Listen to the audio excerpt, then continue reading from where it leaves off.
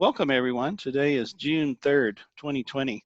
I'm Dr. Terry Hildebrandt, the Director of Evidence-Based Coaching at the Fielding Graduate University, and we're very excited to have a personal friend of mine and someone I deeply respect, Dr. Claire Reed, and she is here in the Denver metro area as a scholar practitioner and coaching and other modalities. And tonight she'll be talking about her dissertation research, which I heard about from her personally quite a while ago and have followed her research over the last few years, and very excited to hear the culmination of all that work.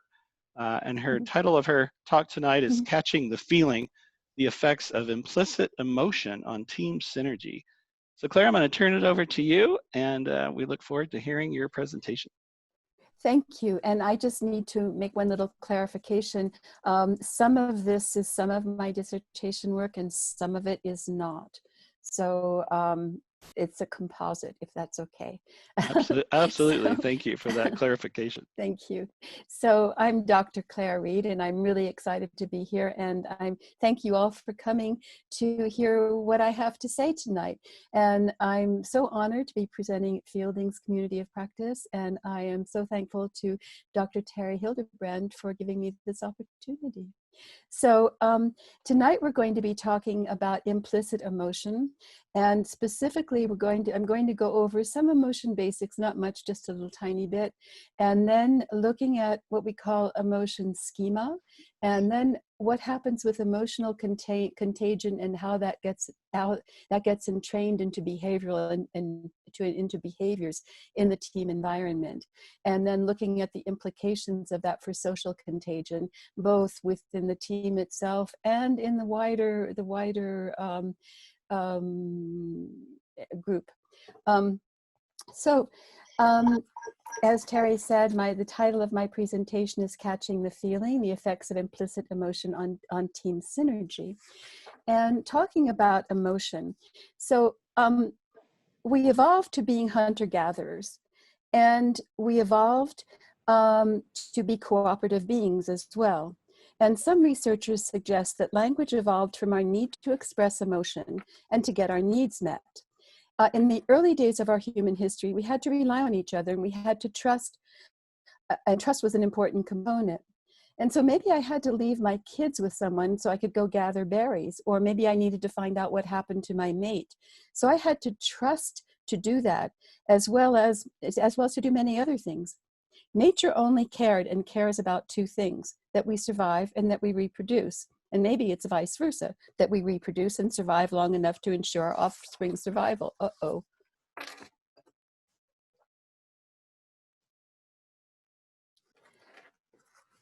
Can everybody see and hear me? Yep, we still hear you. Good, I lost you. What happens then when we are, I'm on my wrong slide, sorry, I got mixed up here, I'm really sorry about that. So here we look at evolution as the driving force in survival, and we look at our human brain, which has evolved to be an interpersonal human brain, and it's had to do huge things to get there. It's now complex. We can perceive others. We can interpret the intentions of others, which is really important. We can connect with others, and we can collaborate. We're born with embedded mental cues to see threats and opportunities in the environment.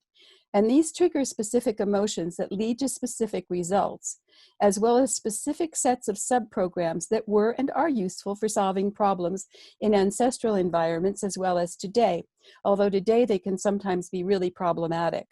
This development led to the adaptation of information processing, behavior and bodily responses, personal relationships, social networks, sociability, and acceptance connected to survival. Language played a big role, and from the time we could internalize it, we no longer had to beware of lions and tigers and bears in the environment. We are perfectly capable of creating them inside our own heads.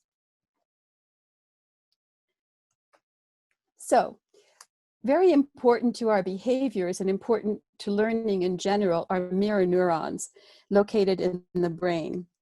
and as well as memes. So mirror neurons, a mirror neuron is a neuron that fires both when an animal acts and when that animal observes the same action performed by another. Thus, the neuron actually mirrors the behavior of the other as though the observer itself were acting. So think of what happens to you when you're watching violence on television and what's going on in your brain. They have been found in various areas of the brain, including the prefrontal cortex here. Memes are cognitive, emotional, and behavioral units that occur in the environment. And Izzard's research suggests that there appears to be a relationship between memes and the mirror neuron system, especially with regard to empathy, sympathy, and cultural influences. So here we have, when we look at this slide, here we're seeing mirror neurons that have been activated. So we see monkey see, monkey do. And in this case, we're looking at both a meme and a mirror neuron. So if you look at these two kids, these two kids sticking out their tongues, you're actually seeing a meme, you know, which is, well, I hate you, you're disgusting. And then one is stuck out at his tongue or her tongue first and the other one follows. And it probably happened within a split second. And the same also applies to the argument going on next to us.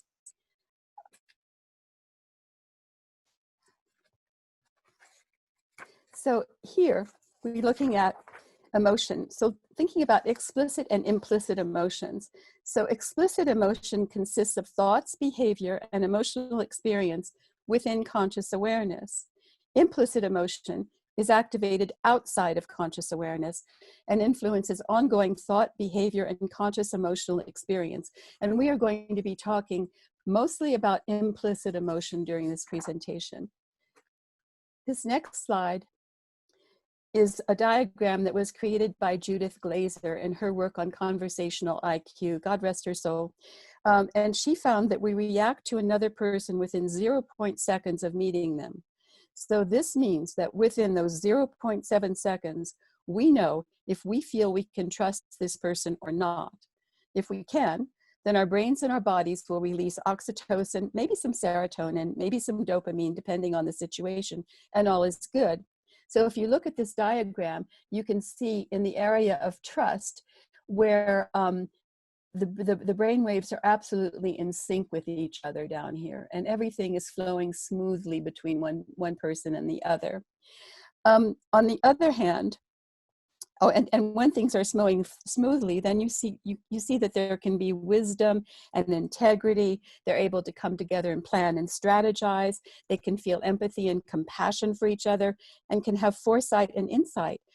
On the other hand, if the person that you meet elicits distrust in those 0.7 seconds, your amygdala will hijack your cortex and take you in fight, flight, freeze, or appease response, depending on the situation. If you look at the top of the left brainwave right here, I didn't have a slide showing what happens with distrust, but this is just a tip of the example. This can happen right here. And all of these brainwaves would be going like all over the place. So you can see that distrust is located in the amygdala, whereas trust is located in the prefrontal cortex. So in the case of distrust, you can tell that nothing good's going to happen now. So now let's have a look at what happens in the brain when certain information held outside of conscious awareness gets triggered. Let's call these things brain schemas. There's a guy named Jeffrey Young, and he is responsible for modern schema theory. Freud had mentioned it back in the early 1930s, I believe, but he wasn't really talking about the same thing that Dr. Young was talking about. And he identified, as of now, 19 maladaptive mental schemas. And he found that 10 of these affect interpersonal relations. And it's good to note that there are adaptive and maladaptive schemas. We're going to talk about the maladaptive ones tonight. So what is a schema? A schema is a broad overall theme or pattern. Their mental maps are encoding, and such as memories, emotions, beliefs, and bodily sensations regarding oneself and one's relationship to others. They are developed during early childhood or adolescence. They are amplified throughout one's lifetime, and they may be either functional or dysfunctional. So these are like mental maps or stories. They can be helpful, like knowing you have to stop at a red light and go at a green light. They can also be extremely unhelpful and get in your way. Some unhelpful schemas include entitlement, mistrust, and abuse. Schemas are encoded in the limbic system, and they're held outside of conscious awareness. They get activated by events occurring in the environment that are linked to some old piece of one's history, and often very old history. So, what happens when a schema gets activated? Stress time. When a maladaptive schema is activated, it's so you're wearing sunglasses, and they color your world, and you can only see the world through that activated schema. So if you have a mistrust and abuse schema, you're going to be looking around to see, okay, where's the mistrust in this situation? And even if there isn't any, you're going to find it. Schemas also check out the environment. They do this without your knowledge, and they look for information to feed your brain that confirms them. I call them brain cockroaches. More than one schema can be triggered at the same time, such as an abandonment schema may entrain a social isolation schema, and we call these schema clusters. So what happens when an unhelpful schema is activated? Well, schemas interfere with your ability to feel safe in relationships, your ability to get your needs met, and your ability to meet the needs of others. Once a schema is triggered, it brings up powerful automatic thoughts and feelings about yourself, and these can lead to depression, panic, loneliness, anger, conflict, inadequate work performance, addiction, poor decision-making, and a host of other things.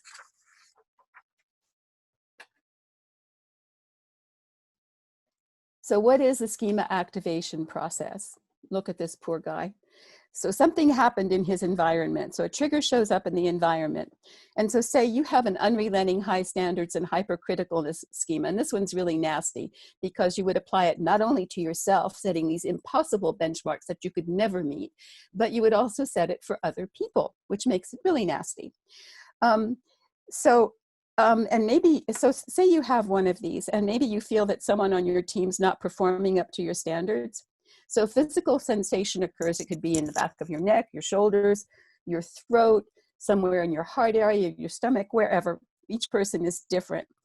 Once that happens, the next thing that happens is that an emotion is going to show up. And in this case, it might be anger, fear of not meeting a deadline, anxiety, something else. And next, automatic thoughts will show up. For instance, I'll get blamed for this. I'll get fired. My reputation will be ruined. The schema coping behavior follows the thought. These behaviors fall under the categories of fight, flight, or freeze, or appease, and they can manifest in a myriad of ways. In this case, perhaps anger as a fight response might show up, or maybe ignoring the underperforming team member, a flight response, and deciding to have that person fired.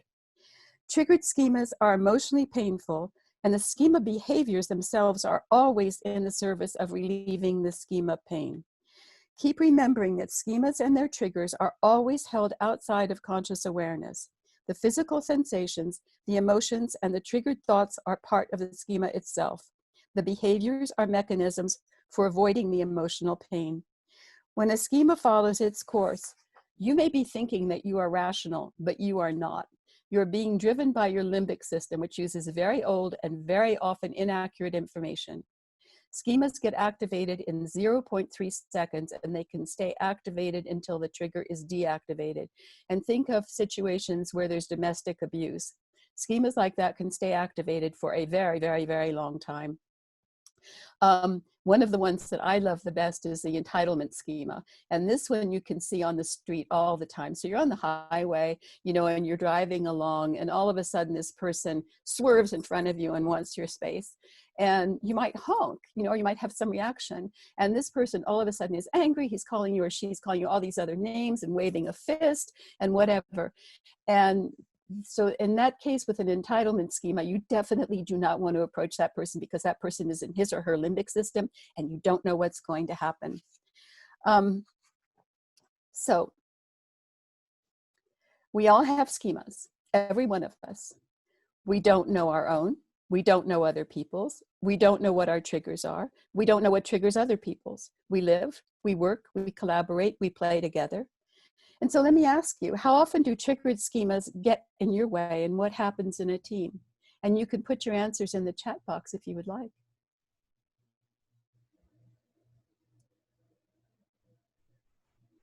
And while you do that, then I will move on. So I want to talk about emotional contagion and what it is. So employees are not islands. Rather, they continuously spread their own moods, and they receive and are influenced by others' moods. When they work in groups, they literally can catch each other's emotions like viruses. And we call this phenomenon emotional contagion.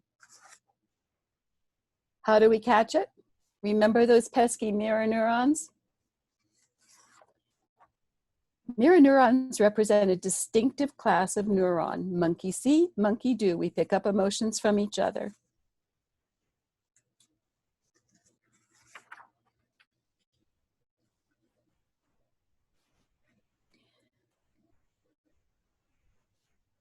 And you, yes, you also transmit emotions just to others, just like the flu. So don't sneeze. So I'd like to play a game if everybody is okay with that. Is everybody okay with that? Oops. Switched. Thanks. So I'm getting some comments here that people are not doing their jobs, and often blame is assigned to a single person. Yeah, and emotional contagion reduces the group's ability to think broadly and flexibly. Absolutely. And the individual might personalize failure. Sure. If you've got a failure to achieve schema, you're going to do that. So the game that I would like to play, if you all are okay with this, is you can do this here now, but you could also do it with people that you see tomorrow or the next day or any other time, and it's quite fun and it does work. So what I would ask you to do, if you're willing, is just to make an angry face, show an angry face, and then just notice how you feel when you make a really angry face, like, oh, and put that reaction in the chat box, please.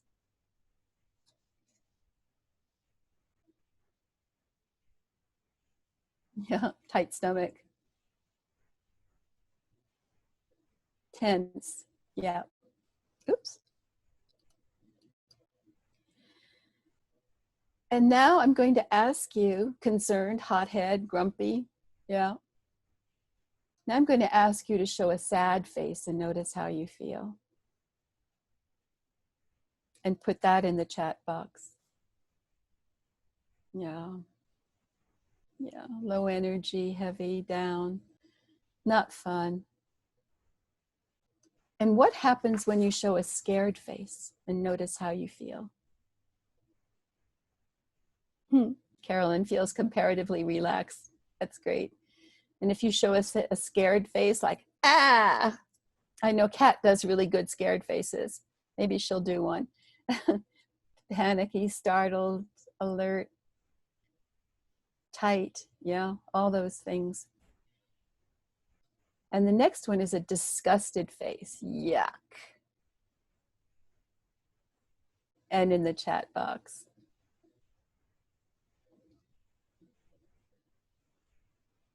Yeah, Mr. Yuck, exactly.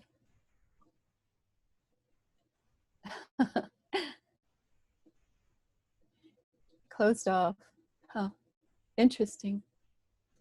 And how about, to end this, how about showing a really happy face, like a really great, big, huge smile? Yes, I'm so happy. How does that feel? Yeah, it changes everything. So if you like, try this on other people and just notice what happens. It's kind of a fun game. Oops, I lost my slides.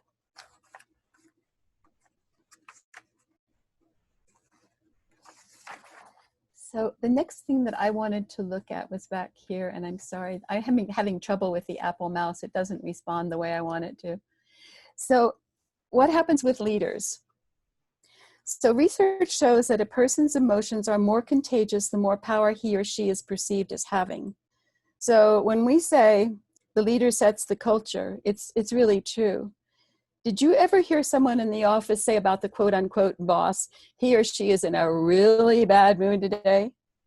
And how did that affect everybody for the rest of the day? Do you feel like you're walking on eggshells trying to stay out of the boss's way? You can answer that in the chat as well if you like. Yeah. Makes for great workplaces. So let's take a moment and look at stressful and healthy workplaces. And just thinking about, sorry, what does a stressed workplace foster? What do you think? What happens in a stressed out workplace? How do you feel? What's going on?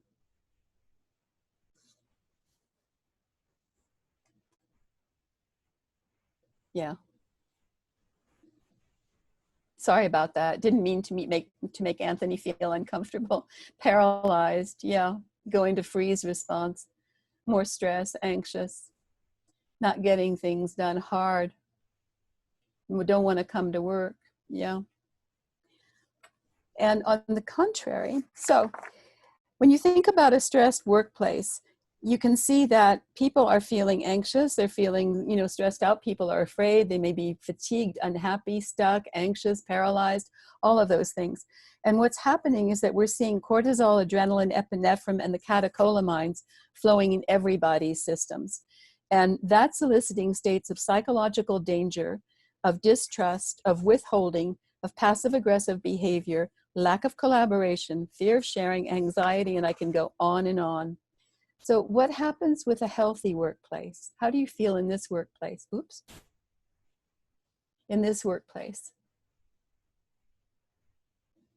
Yeah. Confident, fun, satisfied, good things. How's production? How's performance?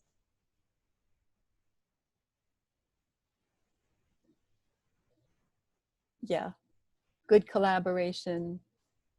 People are focused, stuff is running smoothly, there's flow, and people are engaged. So in the healthy workplace, we've got oxytocin, serotonin, and dopamine flowing, and these create psychological safety, trust, and generosity, and collaboration. They create high performance, engagement, retention, co-creation, partnership. So of these two places, which workplace feels the best to you?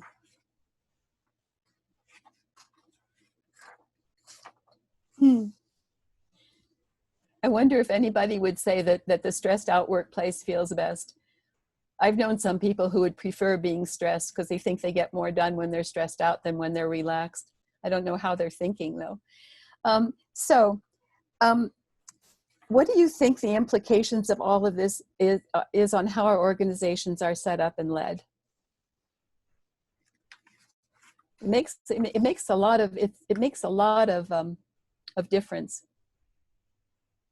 Simply because of the types of neurotransmitters and hormones. If you're just looking at that, and you're just looking at what's happening in the brain of everybody that's working there. People who are being flooded by all these stress hormones are really in a different world than those who are being basked in the good and calming stress hormones and neurotransmitters. So we go on from there. I want to look at what's known as behavioral entrainment. And you can think of what's happening right now as like rings on water. So you see in the middle of that pond, a drop falls into it. And as the drop hits the water, then there are rings that start flowing. And out of those rings, as those rings spread out, people are starting to pick up on the emotion. And what happens with that? Then behaviors start showing up in the team environment. And behavioral entrainment is thought of as the adjustment or moderation of one behavior either to synchronize or to be in a cycle of rhythm with another. And again, this can be conscious, it can be outside of conscious awareness, or it can be instinctive. And it occurs when one cyclical process is captured and set is captured by and set to oscillate in rhythm with another process. So an example of that, back in the 1700s, there was a watchsmith or a clockmaker by the name of Huygens. It's Huyyens, and I don't know how to pronounce it in Dutch. But what he did is he had two clocks, and he had both of these clocks sitting on this wooden board. And they both showed different time, and they clicked away. And at one point he came back, I don't know after how long, and looked at them and was amazed to find out that they were both on exactly the same time. And what had happened was, because of the vibrations in the board, one clock had synchronized to the other. And people do this as well. We can synchronize with our breath without knowing it. We can synchronize with our heartbeats. So from the social sciences perspective, behavioral entrainment may be thought of as the moderation or adjustment of one behavior, either to synchronize or to be in a cycle of rhythm with another. Emotional processes may influence teams by creating an environment in which emotion contagion and behavior entrainment may converge. So if you have somebody comes in with a triggered schema, say maybe of entitlement, you have an entitled boss who has who expresses himself in an angry way when he or she doesn't feel like he or she is getting what they need. You may find that there's emotion contagion, and behaviors of fear may synchronize within the team environment.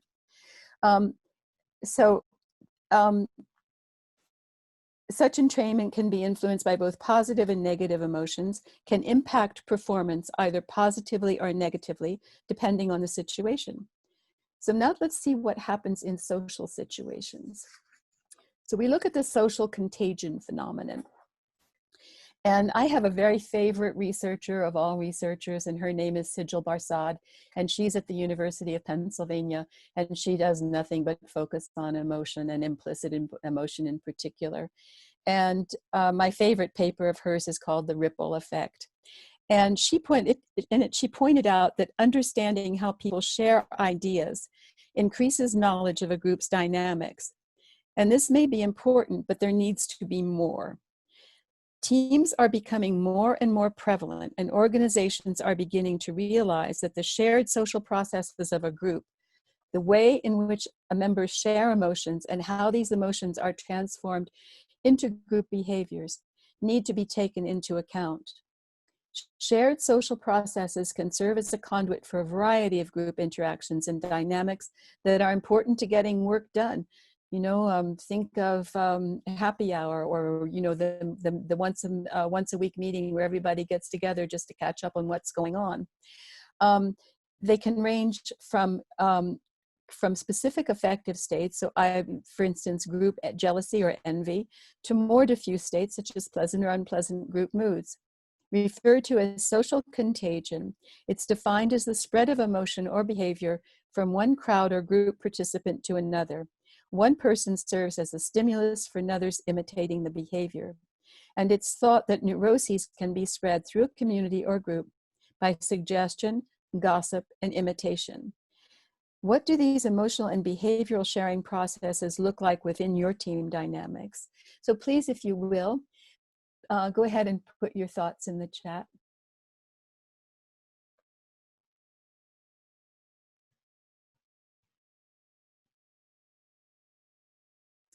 The question is, what do these emotional and behavioral sharing processes look within your own team dynamics, if you're working on a team, or a team that you've been on, or a team that you know of? Have you seen aspects of emotional contagion? Yeah. Yeah. Oh, I'm so sorry. That's to Carolyn. I've been there. And the fear, yeah. Celebration too. See negativity spread like wildfire. Yeah, it does. And disrespect. There's a woman that I've worked with quite a bit called Glenda O. Young.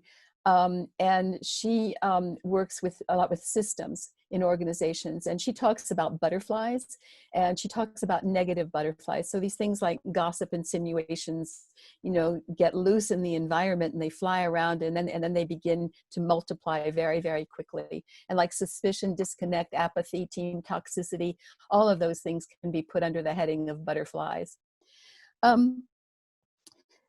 So how does social contagion spread?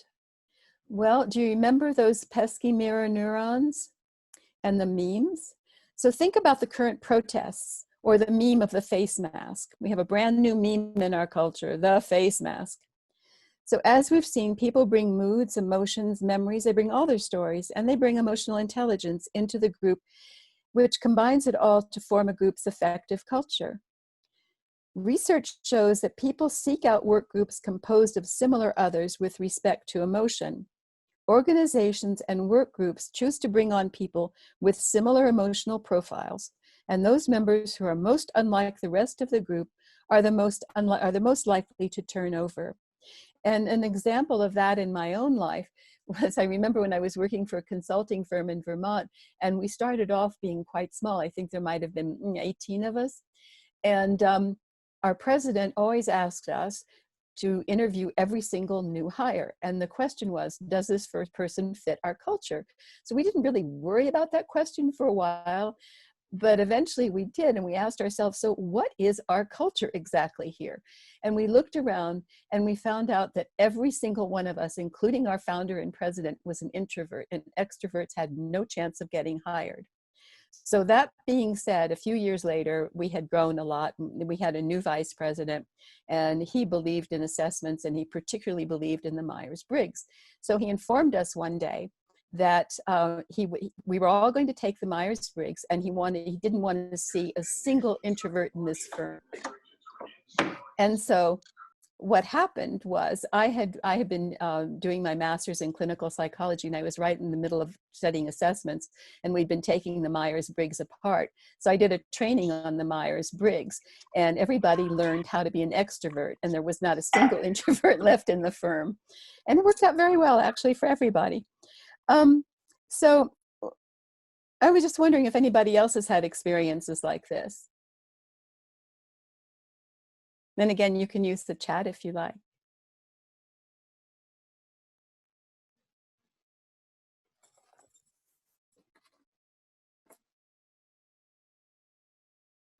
And maybe not.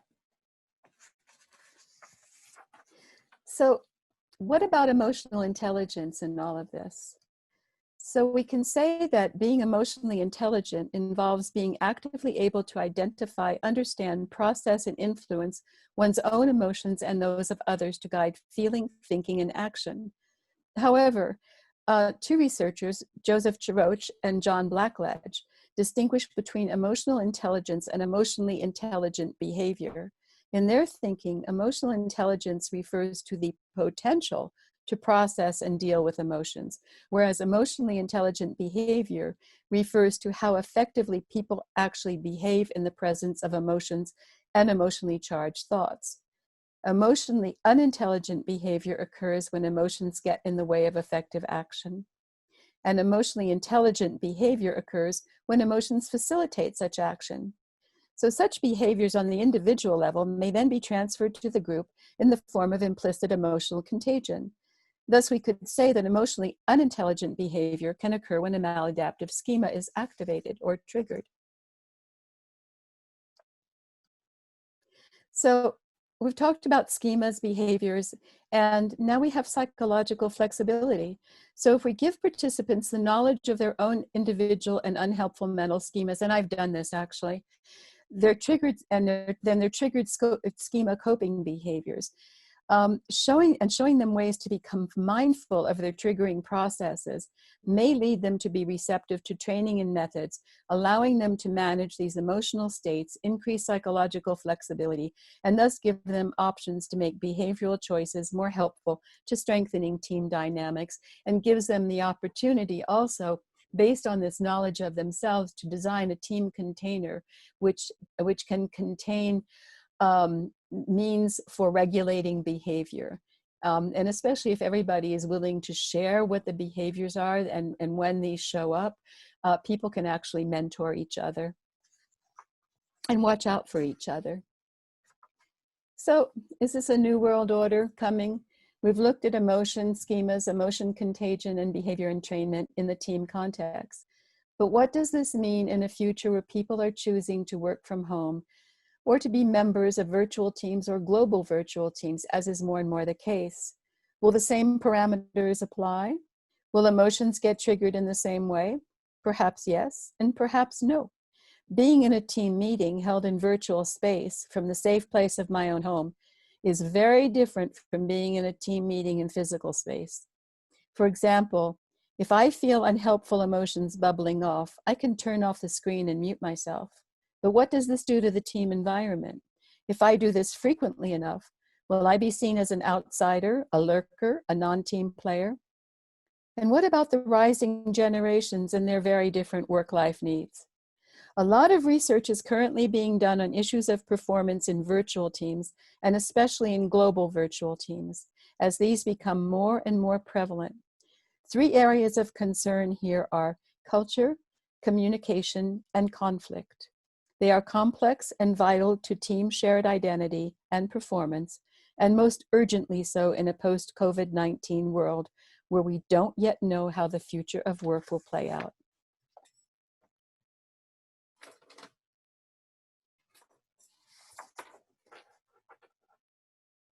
So this is the end of my story, and thank you so much for sharing my journey with me. If you have any questions, I'm really happy to receive them. Well, thank you, Dr. Reed. It was a pleasure to hear all of these interesting concepts and how they fit together. I would love to take some questions from the audience at this point. Anyone like to start us off? And if you would like, you can unmute yourself and also turn on your video if you would like to ask a question, or you also have the option of typing it into the chat box as well.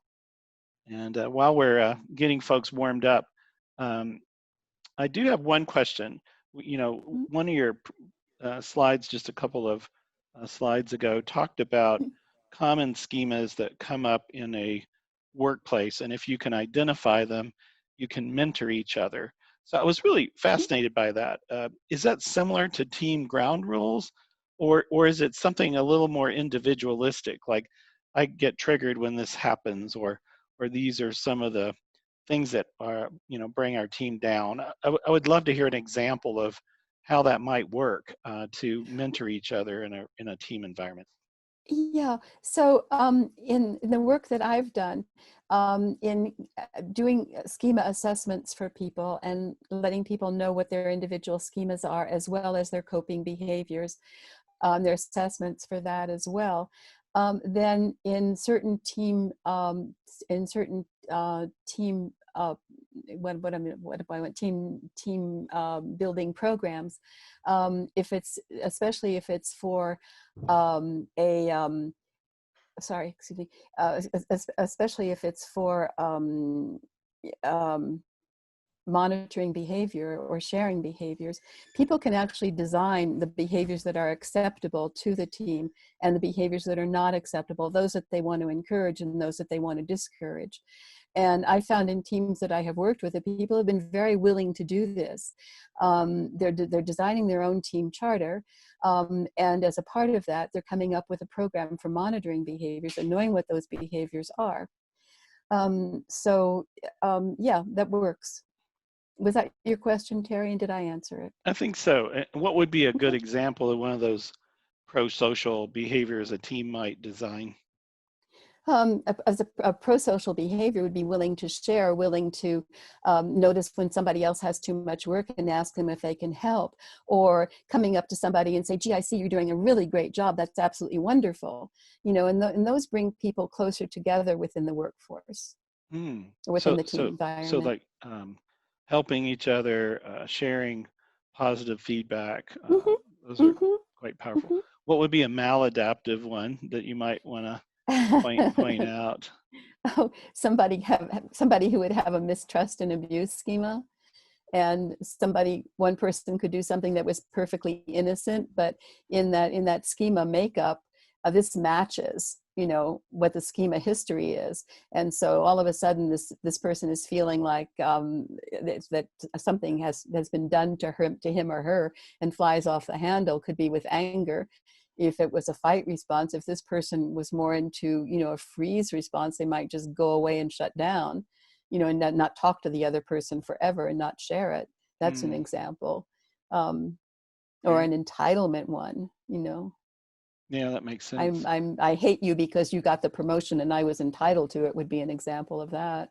And one more question: how would you deal with that, especially that last one? That's an interesting one. If that came up in a group, how would you coach a leader, let's say, to manage employees that are living out that schema? I would hope that at this point they had their schema assessments, and that they had been through a training that taught them how to identify their schemas when they get triggered, or as they're getting triggered, and catch them before they do get triggered. And I think that if I were advising a leader, I would be talking about some gentle, very compassionate feedback about, finding something positive to start off with. And then, I really noticed the other day that when such and such happened, people were kind of reacting in a different kind of way. Can you tell me something about what was going on for you about that? And then take it from there and go back into looking at the mindfulness components of what was happening for you, et cetera, in your body, your emotions, your thoughts. So help them explore the schema, essentially. Wonderful. We do have a question from the audience. Carolyn, would you like to ask your question, or would you prefer I read it for you? Oh, I'll ask, Terry. Sure. I was hoping if you had maybe a metaphor or some kind of little quip that you use to help people easily understand the difference between behavioral contagion and behavioral entrainment. Well, it's emotional contagion. And when the emotion is contagious in the environment, then there are behaviors that show up. So if somebody is feeling angry, that person may, I had somebody I worked with years and years ago in Virginia and actually he was my boss, and he came out of his boss's office and he was really mad. And he turned around and he kicked a hole in the receptionist's desk, so. And everybody picked up on that. We went, oh, we better get out of here. So so that's how those things show up. So anger led to a behavior. Does that answer that question, Carol? How does it connect? So was the emotion contagion, his anger outburst, and then everyone felt, and then is is entrainment a longer term concept? It absolutely depends. I think it depends on the schema activation. I think behaviors show up and they can be spread around the team container. And as long as that schema is activated, they may keep going, they may not. I mean, other people may, be able to de-escalate what's going on, and especially if they've had mindfulness training and know what to do, I think. So Claire, would this be an example of that? Let's say the boss, there's a fear that they won't be promoted if they're not viewed as hard workers, and then that fear creates a pattern of working late into the evening and no one leaving before the boss leaves, right? Yep. And so would that be an example of entrainment, where like now everybody's in the office? Okay. It would be. And also an example of the leader sets the culture. Interesting. Anyone else? Anthony, would you like to ask your question? Yes. Can you hear me? We do hear you. Yes. This question I asked, it has to do with the emotional intelligence portion that you mentioned and the way that you ended it. And the way I'm looking at it is that in terms of emotional intelligence, going back to your example where the boss or the CEO wanted everyone to be introverted, is it possible that the emotional intelligence gets set by the CEO and however they want to do something, they expect everyone else to do the same thing. And so if that is possible, and looking at my question, with the dynamics of change that we're going through right now, with the virus and so forth, what type of forecasting suggestions would you consider of approaching that, say an executive or so forth? I don't know. That's a big question. Yeah, it's a little complicated for me. Could you kind of open it up? We're now. It is kind of perceived from my point of view, hopefully not only, that the COVID-19 is going to change how we work together, as you indicated. And with there being possibly CEOs who are more old school in terms of the way they set the culture, it would be more negative from an outsider point of view. So how would you approach that CEO to move into the change that's being forced upon us? Yeah, as far as coaching that CEO? Yes, ma'am. It's a hard question, Anthony. Thank you. I think from my perspective anyway, I don't even know if I have an answer to that one. That's difficult. Because we don't know what's happening right now. And the CEO who has a very negative attitude is going to want things to go back to being the same, and they cannot be the same. And so perhaps it's doing the type of team training that involves the CEO within the training, and having people be able to find enough psychological safety to be able to talk about their expectations. But I'm really not sure. Does that help at all? Yes, especially the part about where it's not just a group think, but it's a group way of resolving, coming to a solution, using the resources that we currently will have. Yeah, and also what's going to happen with people who are afraid to go to work and want to stay home, and there's just so much that's changing and has to be thought through, I think. Yeah, I think it's going to affect, if you don't mind me saying, I think it's going to affect how we approach human behavior and organizational behavior completely. The whole dynamic of clinical care is going to be so different. I think it's going to have to be far more systemic than it ever was, and I think it's going to have to involve, both inside and outside the team. So much has been done with team development within the team, and not much has been done with the outside world of the team and all of the stakeholders on the outside. So how do those systems come together? And I think it's changing a lot. So we have another question from Olin. Would you like to ask your question, Olin?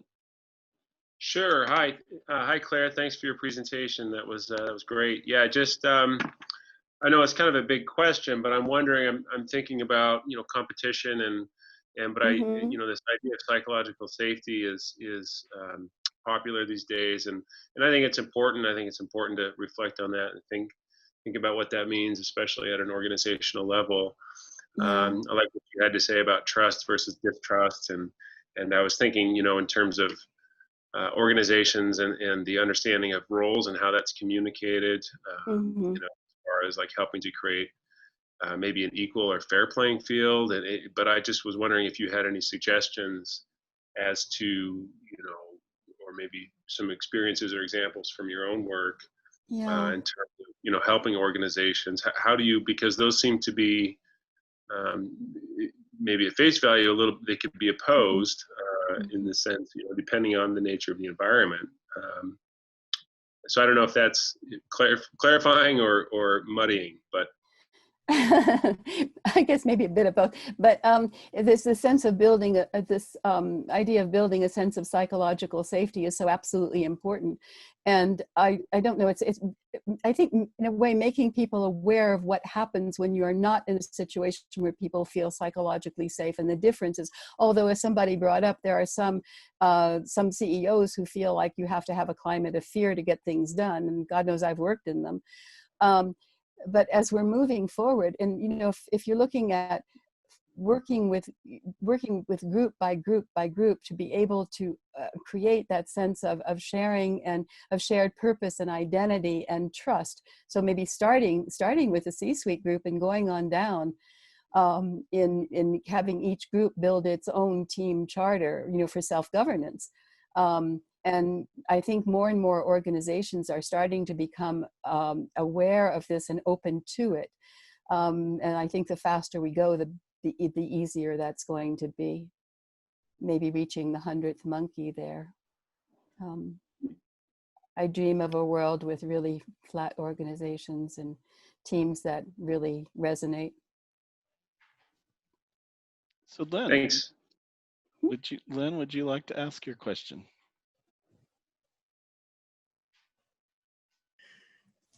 Hi, Claire. Hi, Lynn, how are you? Great. I just love this. And a number of different things are coming up for me, but one I'm just thinking about is how might you make visible to a team that there are these harmful schemas that are driving their behavior and so embedded in the culture that they don't even realize that these are beneath the surface and feeding a lot of the patterns. And so, they're not even looking at changing this because they think that's just how we get things done. These beliefs are so part of their culture. Does that make sense?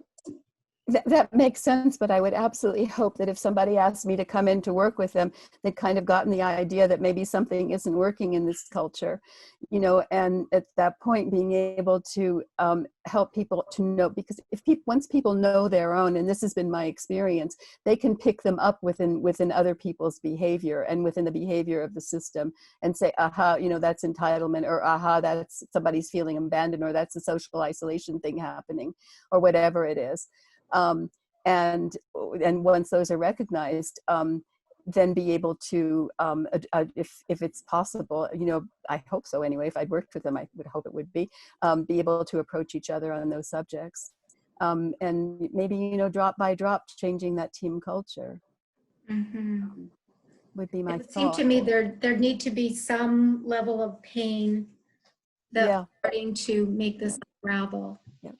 And I've never done anything like this in an entire organization, so I can't tell you. I've worked with intact teams, and had that work with the teams themselves, so much smaller groups than you're looking at. But it's an interesting question of how would this flow across the system.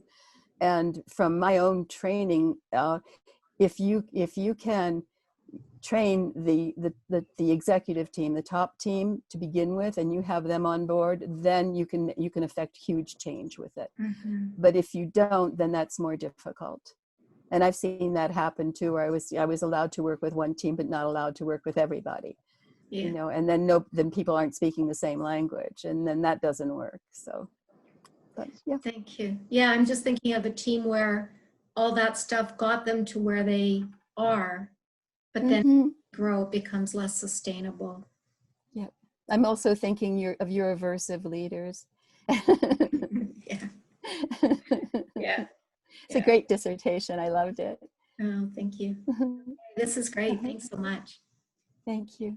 So Claire, I have one last question. I think we covered everybody in the chat room at this point, but how often are these schemas rooted in childhood issues that really might be requiring therapy to fully resolve? Because I would imagine a lot of them are, but I'd like your professional opinion about that, since you've been doing this for quite a while. Okay, so the way I started working with schemas was because I discovered them, and I discovered schema theory, and then I started applying it with clients in my professional practice.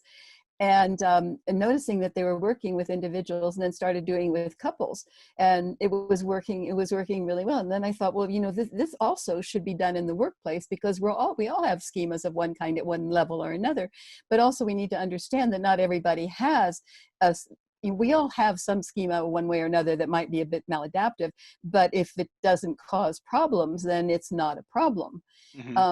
So yeah. And I sort of lost track there. So that was how that happened. And what was the rest of your question, Terry? So how often is therapy required to really deal with the issue? Only if it gets in the way. And from my perspective in working with this, I really think that schemas are the voice of the attachment system. Because if you have a secure attachment, you're not going to have schemas that are really maladaptive and get in your way. You know, something might be a little bit off, but not really. But on the other hand, if you have attachment styles that are not secure, that are, you know, insecure, disorganized, or whatever, anxious, whatever, you are going to have schema activation in there. And so I think attachment therapy is a great thing, as well as schema therapy, following it up. And what really works well, I've noticed, is ACT and compassion focused therapy are the ones that I use. Okay, great. And you do both therapy and coaching, is that right? I do, and consulting, or I did. I closed down my private practice and I'm focusing on consulting and coaching now. Okay, excellent. So one last thought is for folks who want to learn more about how to do this, you know, you mentioned some assessments, you mentioned helping people become more aware of or consciously aware and working with teams on designing schemas. How would you recommend someone get started in this field? Well, in order to be able to do the assessments, I think you have to be a counselor, a clinician, something like that. And maybe a coach. I would have to look into it because I don't know. I know that Jeff Young requires a certification in using his schema assessment. But I would also say that you can find the assessments online, and there is a great book by Matthew McKay. And if you like, I can share my references, and that his books are on there. Great. He's an ACT psychologist who adapted ACT to schema theory. And I don't really exactly like his therapy, but I did like the way that he opened up schema theory to make it more accessible to people. And in his book, he does have the 10 interpersonal schemas that get in our way of relationships. And he has an assessment for that in there, which is freely available and can be used. Excellent. Well, But I think otherwise, there's a lot of schema. There not a lot. There are maybe 6 or 7 books on schema out there today. Excellent. Well, I will ask you for that later, and we'll post it on the coaching community of practice. So thank you, Dr. Reed. Really appreciate it. You're welcome, Dr. sharing. Hildebrand. I was happy to be here. A little stressful because we couldn't get a split screen to work, but oh well.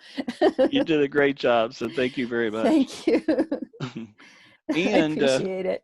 Excellent. And I also appreciate our audience tonight who have joined us. If you have not yet joined the coaching community of practice, if you go to coach.fielding.edu, click on Coaching Community of Practice, you can learn about our ongoing webinars that we do at least twice a month. And you can also see on our blog what is coming up new in the next couple of months. So today, obviously, is our June 3rd webinar. Our next one will be on July 1st on the importance of self-reflection and driving self-awareness in coaching. This will be a really exciting webinar from Ron Hurst and talking about reflection and what level of human development is required for reflection. We'll also have on August 5th another webinar on coaching from the indigenous worldview perspective from our very own Professor Four Arrows, and he'll be talking about some of the new worldview comparisons between the dominant worldview and the indigenous worldview and how that might affect coaching. And if you're looking for coach training, you can also go to coach.fielding.edu and learn about our coach training programs that are ICF accredited, and you can reach out to any of our admissions advisors if you'd like to learn more. So we hope you will join us in a future webinar. And again, thank you, Claire, for joining us and sharing your wisdom, and we look forward to continued collaborations. And thank you so much for having me. I really enjoyed being here. It was an honor. And I want to thank everybody for their participation. That was fun. And do try that facial stuff. It works. Excellent. Thank you so much. Welcome. Bye, everyone. Bye. Bye.